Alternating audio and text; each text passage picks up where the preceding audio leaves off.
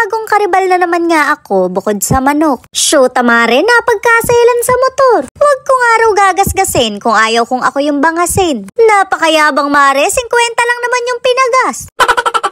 Pinagayak nga ako ng sugar daddy ko dahil ililibre niya daw ako ng gabihan. Paalis na nga sana kami pero napansin ko na nawawala yung tsinelas ko. Shoot, mare, hindi sa akin to. Mukhang may taglay na bait yung kumuha dahil nag-iwan pa ng kapalit.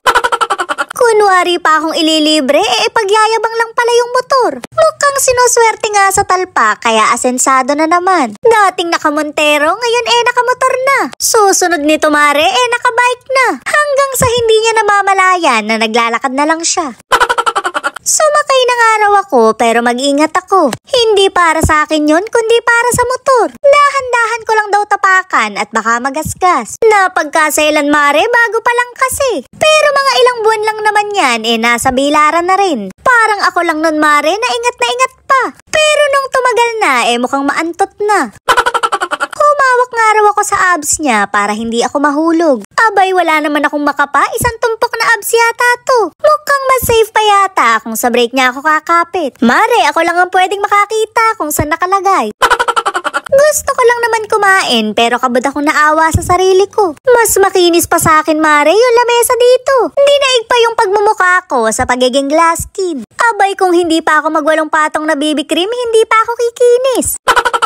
Umorder nga kami ng steak pero binigyan pa ako ng problema. Tinanong kasi ako kung anong luto ang gusto ko. Wala nga akong maisagot kaya sila na lang kako ang bahala. Gusto ko daw ba ng medium rare pero tumanggi ako. Masyadong maliit kako yun kaya large rare na lang.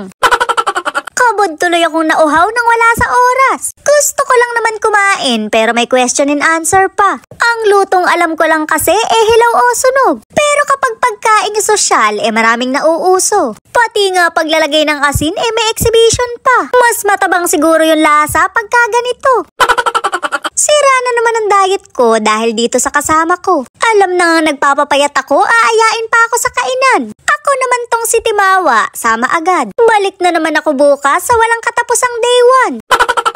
Kailangan talaga, mare, palagi ako naka-video. Kung di patutukan ng camera, hindi pa ako sasalinan ng inumin. May kamay naman ako pero siya pa rin yung gusto kong maglagay. Ganun talaga, mare, kapag Disney princess. Aalis na nga kami pero hindi pa ako pwedeng sumakay. Doon na lang daw sa highway para makinis ang daan. O diba, sana pala'y naglakad na lang ako. Napakalakas ng tama, mukhang maganda pinagkukunan. Huminto nga muna kami para magpagas. Inasar ko pa nga kung bakit 50 lang. Abay, bigyan ko nga raw siya, hindi yung puro ko angkas. Okay na pala yan, makakarating na tayo